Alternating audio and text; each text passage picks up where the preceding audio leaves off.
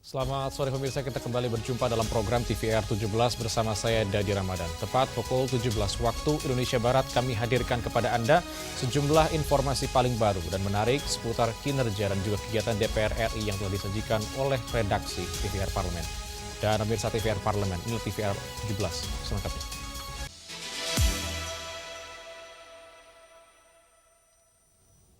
Pemirsa, menjelang arus mudik Lebaran, peningkatan mobilitas dan resiko kecelakaan menjadi perhatian serius. Komisi 5 DPR RI meminta pemerintah memprioritaskan keselamatan serta mendorong penguatan transportasi publik bagi pemudik. Memasuki arus mudik Lebaran, potensi peningkatan mobilitas masyarakat dan resiko kecelakaan perlu menjadi perhatian serius. Komisi 5 DPR RI meminta pemerintah menjadikan aspek keselamatan dan kenyamanan sebagai prioritas utama dalam penyelenggaraan arus mudik Lebaran. Wakil Ketua Komisi 5 DPR RI, Saiful Huda menilai, pemerintah perlu memperluas akses masyarakat terhadap transportasi publik melalui peningkatan subsidi dan penyediaan berbagai fasilitas perjalanan. Menurutnya, langkah tersebut dapat menekan penggunaan kendaraan pribadi, terutama sepeda motor, yang selama ini menjadi salah satu penyumbang tingginya resiko kecelakaan saat mudik. Saiful Huda mendorong optimalisasi program angkutan sepeda motor gratis agar masyarakat beralih ke moda transportasi massal, sehingga dapat menekan kepadatan lalu lintas. Nah, keselamatan ini harus jadi perhatian semua pihak, termasuk di dalamnya terkait dengan meningkatkan subsidi bagi penyelenggaraan mudik supaya masyarakat bisa mengakses secara mudah berbagai kemudahan yang difasilitasi oleh pemerintah. Menyangkut soal penurunan harga tiket, fasilitasi gratis motor untuk bisa sampai ke kampung dalam rangka mengurangi penggunaan motor di jalan dan seterusnya. Untuk mendukung kelancaran arus mudik, Saiful Huda menekankan pentingnya koordinasi antara pemerintah pusat dan pemerintah daerah, terutama dalam mengawasi titik rawan kemacetan. Dari Bekasi, Bari Ramadana, TVR Parlemen melaporkan. Pemirsa, DPR RI menyiapkan penyusunan aturan baru ketenagakerjaan menindaklanjuti putusan Mahkamah Konstitusi. Pembahasan rancangan undang-undang akan melibatkan serikat pekerja agar aspirasi buruh terakomodasi. Menindaklanjuti putusan Mahkamah Konstitusi terkait regulasi ketenagakerjaan, DPR RI mulai menyiapkan langkah penyusunan aturan baru. Wakil Ketua DPR RI Sufmi Dasko Ahmad menyampaikan, Badan Legislasi DPR RI akan membentuk tim bersama dengan serikat pekerja guna membahas rancangan undang-undang ketenagakerjaan. Sufmi Dasko Ahmad menjelaskan, tim tersebut akan melibatkan berbagai organisasi serikat pekerja dalam proses pembahasan, agar penyusunan regulasi dapat mengakomodasi aspirasi pekerja serta menjawab berbagai persoalan ketenagakerjaan di tanah air. Pembahasan RUU tersebut diarahkan untuk menyesuaikan ketentuan hukum dengan putusan Mahkamah Konstitusi sekaligus memperkuat landasan regulasi di bidang ketenagakerjaan. Menurut Dasko, hasil pembahasan bersama tersebut selanjutnya akan ditindaklanjuti menjadi RUU Usul Inisiatif DPR RI sebagai bagian dari program legislasi yang menjadi perhatian publik. Selanjutnya, Badan Legislasi akan memulai segera untuk membentuk tim bersama dengan para serikat pekerja untuk membahas undang-undang tenaga kerja yang akan sesuai dengan keputusan MK yang akan menjadi usul inisiatif DPR. DPR RI menegaskan komitmen untuk terus membuka partisipasi publik dalam proses penyusunan regulasi. Berbagai masukan dari serikat pekerja, pelaku usaha, dan pemangku kepentingan lainnya akan dihimpun agar rancangan undang-undang yang dihasilkan dapat memberikan kepastian hukum dan perlindungan bagi seluruh masyarakat. Zikri dan Denus, TVR Parlemen melaporkan. Pemirsa, momentum berbagi di bulan suci Ramadan diisi Badan Keahlian DPR RI dengan buka puasa bersama serta pemberian santunan kepada anak yatim piatu dari 3 panti asuhan.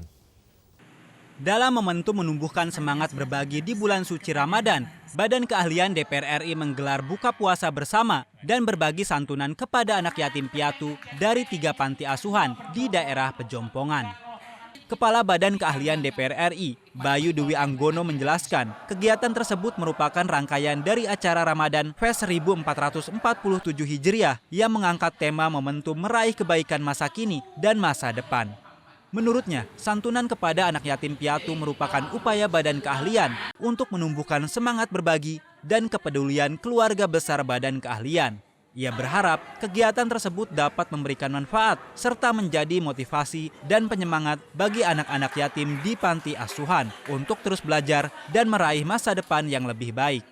Ini sebagai rangkaian dari kegiatan Ramadan Fest Badan Keahlian 1447 Hijriah ya. Ini wujud bagian dari prinsip semangat bulan Ramadan, tidak hanya beribadah kita secara mandiri tapi juga menumbuhkan semangat berbagi. Alhamdulillah dihimpun dari seluruh keluarga besar Badan Keahlian. Santunan ini alhamdulillah terkumpul dalam jumlah yang signifikan dan bisa kita distribusikan ke 3 panti asuhan. Ini tentu bagian dari semangat kita untuk memberikan semangat bagi adik-adik yang ada di panti asuhan untuk tetap semangat belajar, semangat beribadah, bahwa masa depan mereka akan insya Allah cerah dan sukses. Lebih lanjut, Kepala Badan Keahlian DPR RI Bayu Dwi Anggono berharap kegiatan berbagi dengan anak-anak panti asuhan ini dapat terus dilaksanakan secara rutin di masa mendatang sebagai wujud kepedulian sosial yang berkelanjutan. Afif dan Divo, TVR Parlemen melaporkan. Kemandirian bangsa harus dimulai dari pemenuhan kebutuhan dasar yang bersumber dari kekuatan dalam negeri. Tekanan terhadap ketergantungan impor garam bukan semata persoalan ekonomi, melainkan bagian dari upaya menjaga kedaulatan pangan nasional.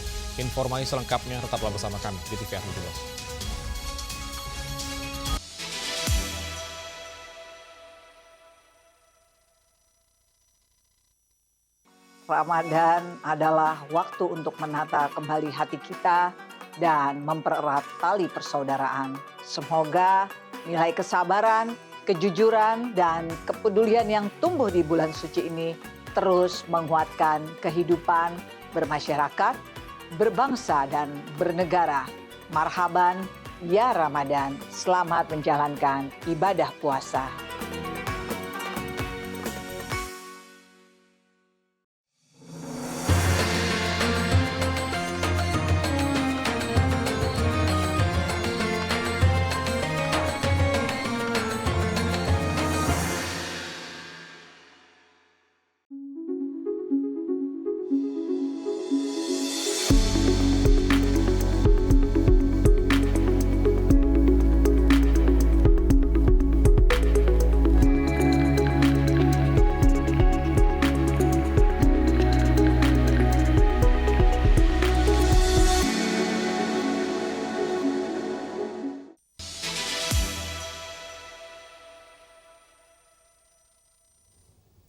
Kembali di TVR 17, pemirsa, DPR RI memandang swasembada garam sebagai ikhtiar bersama yang menuntut keberpihakan nyata kepada petambak, penguatan teknologi, serta tata niaga yang adil. Dengan langkah terukur dan komitmen berkelanjutan, Indonesia diyakini mampu berdiri tegak sebagai bangsa maritim yang berdaulat dan mandiri. Simak liputan mendalam yang telah dikemas tim redaksi TVR Parlemen dalam segmen editorial Parlemen. Berikut ini.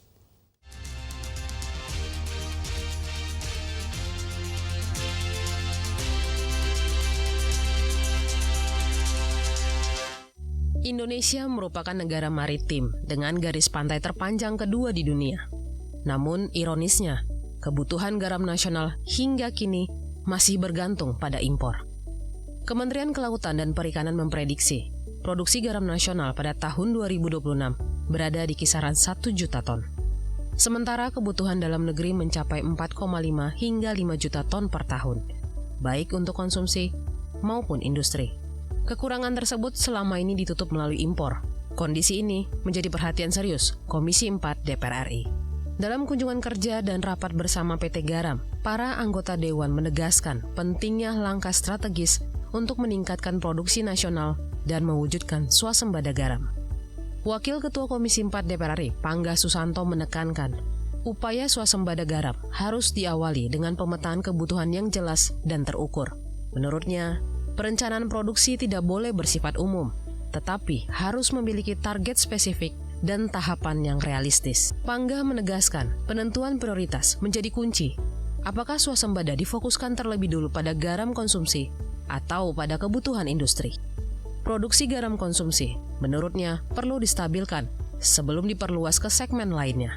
Tanpa perencanaan yang rinci dan dukungan kebijakan yang konsisten, target pengurangan impor akan sulit tercapai secara berkelanjutan. Minta supaya pemetaan ini dibikin dan target pemenuhannya seperti apa, itu intinya. Jangan ngomong secara global, nggak detail gitu. Mana target yang akan diswasembadakan? Apakah garam konsumsi dulu? Karena garam konsumsi juga punya persoalan. Produksinya belum stabil. Jadi harus distabilkan dulu produksinya. Baru distabilkan produksi garam aneka pangan. Hal senada disampaikan anggota Komisi 4 DPR RI Firman Subagio.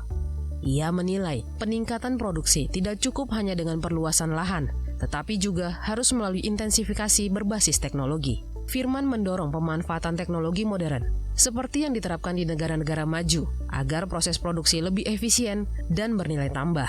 Menurutnya, inovasi dapat mempersingkat rantai produksi, meningkatkan kualitas, sekaligus menekan biaya. Jangan kita bicara tentang ekstensifikasi, tapi intensifikasi teknologi. Kalau yang NHCl-nya kurang, itu bagaimana meningkatkan dengan menggunakan teknologi seperti negara-negara maju. Oleh karena itu, untuk memotong mata rantai, karena garam ini dibuatkan dari air laut. Kenapa nggak bikin menggunakan teknologi? Apa bentuknya teknologi itu nanti? Garam laut itu langsung diolah menjadi garam konsumsi. Jadi tidak mulai berproses, dikeringkan lagi, dicairkan lagi. Ini kan muter. Selain peningkatan produksi, PT Garam juga diharapkan mampu menciptakan sistem pasar yang lebih sehat dan menjaga stabilitas harga di tingkat petani. Kesejahteraan petani garam menjadi bagian penting dalam ekosistem pergaraman nasional. Komitmen menuju swasembada semakin diperkuat dengan terbitnya Peraturan Presiden Nomor 17 Tahun 2025 tentang percepatan pergaraman nasional. Kebijakan tersebut menjadi payung hukum untuk mempercepat peningkatan produksi, memperbaiki tata kelola, serta memperkuat peran BUMN di sektor garam. Anggota Komisi 4 DPR RI Usman Hussein berharap dengan komitmen pemerintah dan keseriusan seluruh pemangku kepentingan, swasembada garam dapat tercapai dalam 2 tahun ke depan. Memang sudah dari tahun ke tahun tidak pernah terjadi ekspor, sehingga kali ini dengan pemerintah keluarkannya Kepres, yaitu tentang swasembada garam, mudah-mudahan ke depan yaitu kembali pada niat tulus daripada PT Garam dan Kementerian KKP.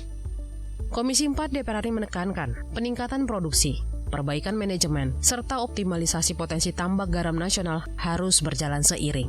Sinergi antara pemerintah, PT Garam, swasta, dan petani menjadi kunci keberhasilan.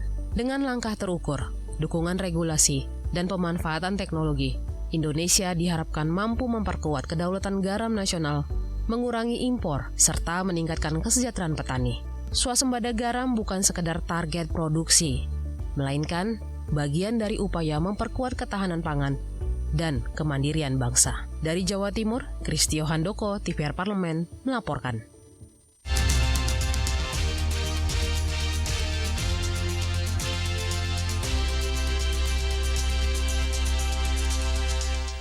Pemirsa, keramaian menyerbu pasar Tanah Abang menjelang Idul Fitri di tengah tekanan ekonomi global dan anjloknya indeks harga saham gabungan. Animo masyarakat untuk menyambut Hari Raya tetap tidak surut. Informasi selengkapnya akan kami hadirkan saat lagi. Tetaplah bersama kami di TVR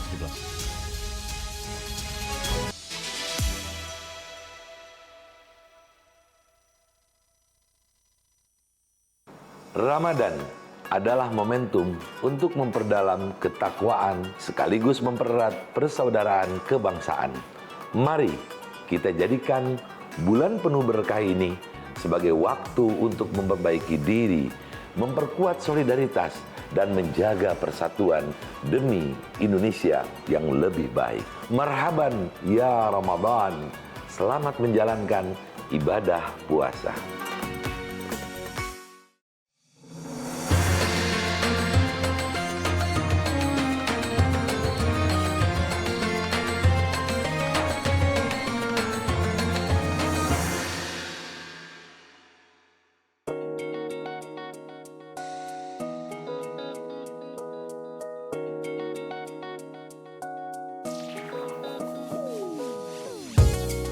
Kehadiran mereka tidak hanya mewakili suara perempuan, tetapi juga membawa perspektif yang beragam serta pengalaman hidup yang unik ke dalam proses pembuatan kebijakan. Saksikan Perempuan Parlemen hanya di TVR Parlemen.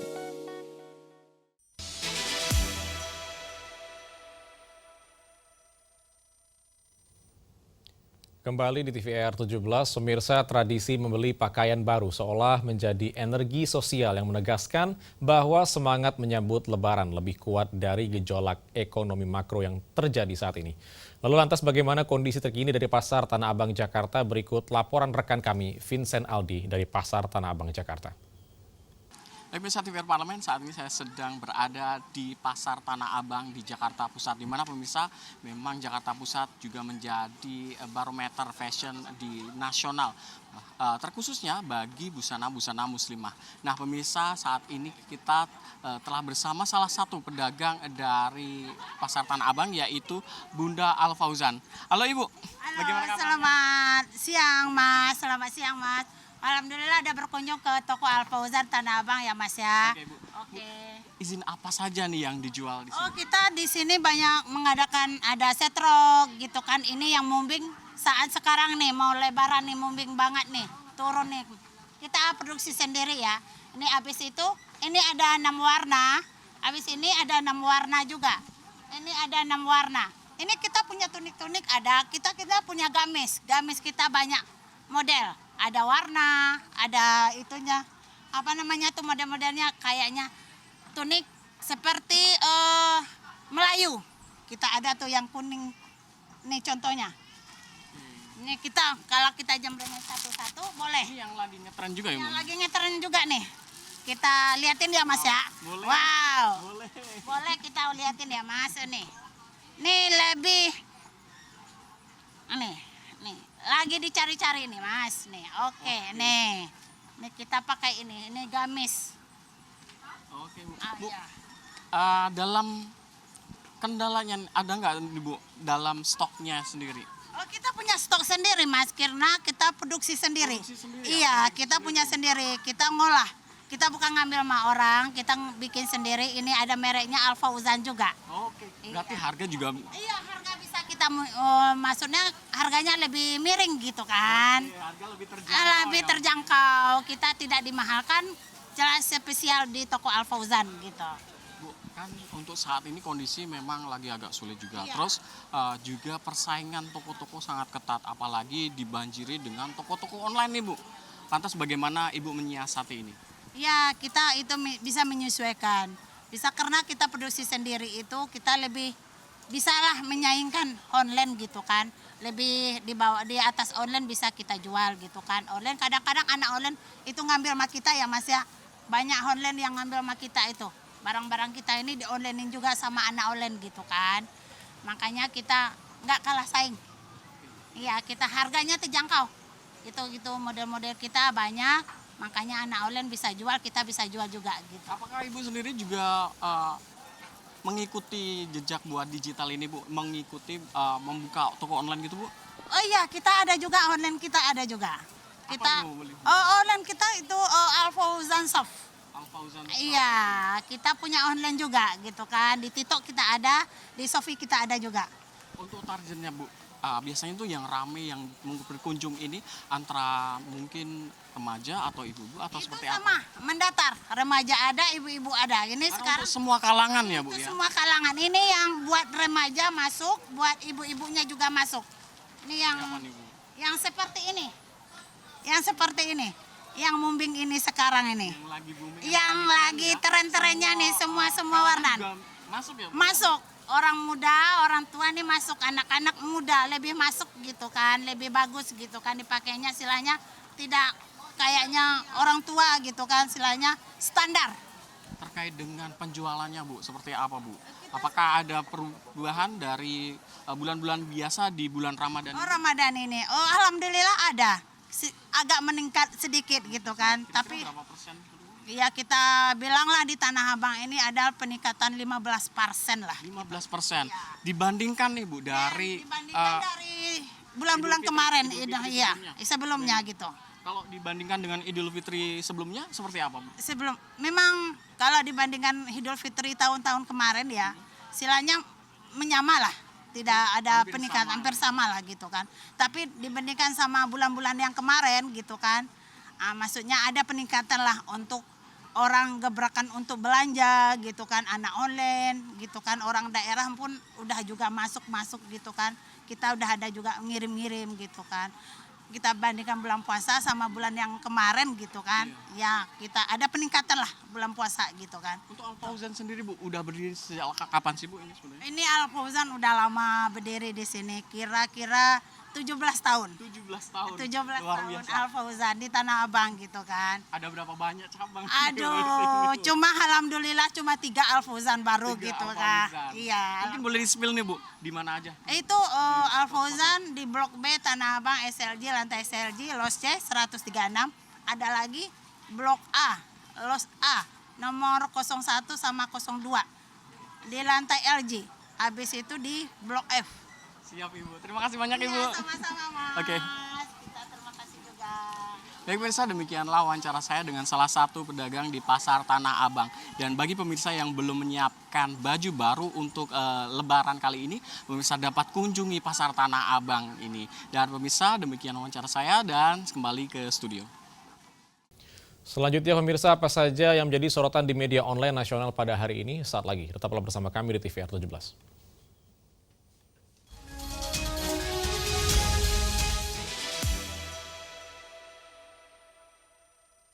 Assalamualaikum warahmatullahi wabarakatuh. Ramadan adalah waktu untuk membersihkan jiwa, memperkuat iman, serta menumbuhkan kepedulian dan persaudaraan. Semoga setiap ibadah yang kita jalani menjadi jalan menuju pribadi yang lebih sabar, lebih peduli, dan lebih bertakwa. Wassalamualaikum warahmatullahi wabarakatuh.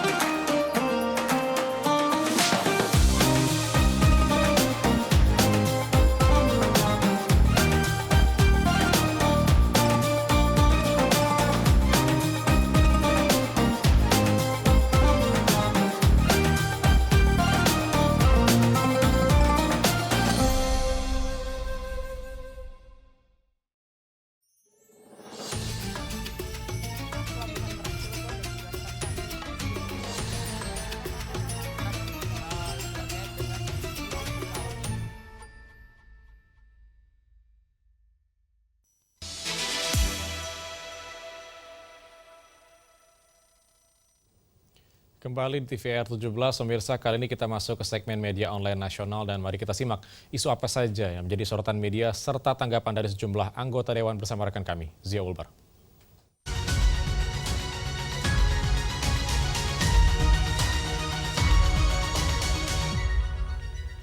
Baik, terima kasih Dadi dan pemirsa, mari kita simak berita apa saja yang menjadi headline di media online pada hari ini. Di berita pertama yang menjadi headline di media online yaitu harga minyak naik akibat perang Timur Tengah. Indonesia butuh undang-undang HPI untuk lindungi kontrak internasional. Dapat Anda saksikan di layar Anda saat ini pemirsa. Ya, kenaikan harga minyak dunia yang dipicu oleh eskalasi konflik di kawasan Timur Tengah kembali menjadi perhatian serius bagi Indonesia sebagai negara yang masih bergantung pada pasokan energi global. Ketegangan yang melibatkan sejumlah negara di kawasan tersebut termasuk dinamika konflik antara Iran dan Israel berpotensi memicu volatilitas harga minyak di pasar internasional. Kondisi ini harus menjadi momentum bagi pemerintah untuk memperkuat kepastian hukum dalam kerjasama energi lintas negara, khususnya dalam kontrak perdagangan energi dan investasi strategis yang melibatkan mitra internasional. Dalam konteks ini, DPR RI mendorong percepatan pembahasan rancangan Undang-Undang Hukum Perdata Internasional agar Indonesia memiliki landasan hukum yang jelas dalam menyelesaikan sengketa kontrak internasional. Regulasi ini dinilai penting untuk memberikan perlindungan hukum terhadap kepentingan nasional, sekaligus meningkatkan kepercayaan investor dan mitra dagang global di tengah ketidakpastian geopolitik. Dengan adanya payung hukum yang kuat, DPR RI berharap Indonesia dapat lebih siap menghadapi dinamika ekonomi global termasuk fluktuasi harga energi akibat konflik internasional. Kita beralih ke berita selanjutnya yang menjadi headline di media online, yaitu sekolah perlu sinkronkan aturan pembatasan medsos anak demi tangkis algoritma berbahaya. Dapat kembali Anda saksikan di layar Anda, pemirsa.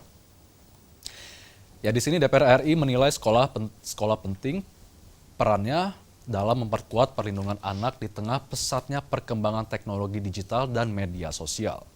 Pembatasan penggunaan media sosial bagi anak perlu disertai dengan aturan yang selaras antara sekolah, orang tua, dan pemerintah agar anak tidak terpapar konten yang tidak sesuai dengan usia mereka. DPR RI mengingatkan bahwa sistem algoritma pada berbagai platform digital kerap mendorong pengguna untuk terus mengkonsumsi konten tanpa batas yang berpotensi membawa anak pada paparan informasi negatif, disinformasi, hingga konten yang membahayakan perkembangan psikologis. Oleh karena itu, DPR RI mendorong sekolah untuk mengintegrasikan kebijakan literasi digital dan pembatasan penggunaan gawai dalam lingkungan pendidikan secara lebih terarah. Sinkronisasi aturan ini dinilai penting agar upaya perlindungan anak tidak hanya bersifat sporadis, tetapi menjadi bagian dari ekosistem pendidikan yang konsisten.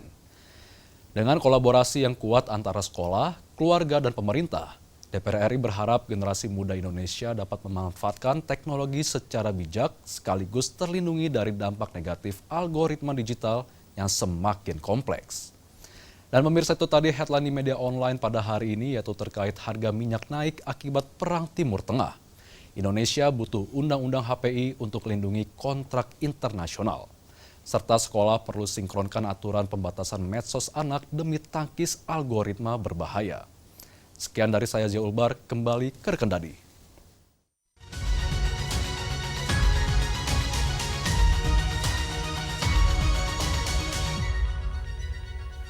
Baik, terima kasih rekan Zia yang telah menyampaikan sejumlah update sorotan dari media online nasional pada hari ini.